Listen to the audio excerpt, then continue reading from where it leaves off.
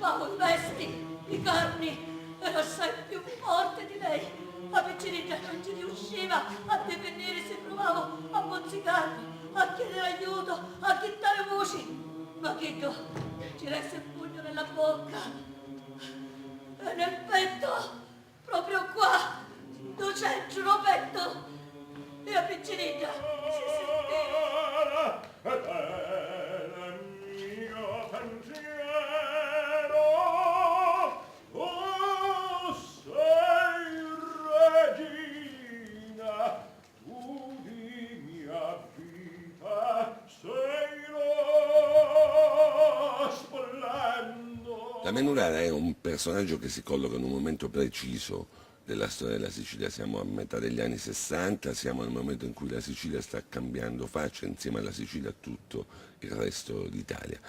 La vicenda della Menurara, una donna che viene da un'antica povertà e che in qualche modo protegge, ma anche con le vesti di padrona, anche se in realtà è una serva, questa famiglia decadente ma che ha un grande passato, ci racconta proprio questo passaggio dal vecchio al nuovo.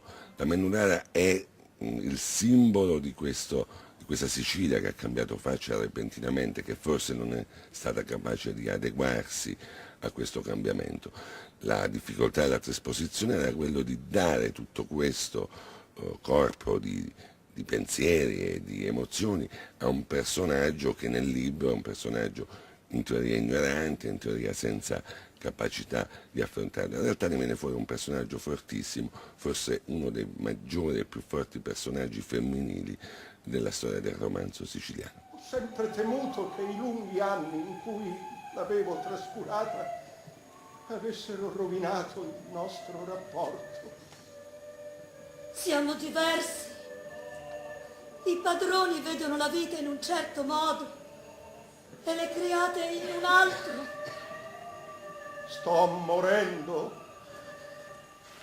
e muoio con l'immenso rimpianto che nessuno conoscerà mai le doti di questa donna e il mio amore.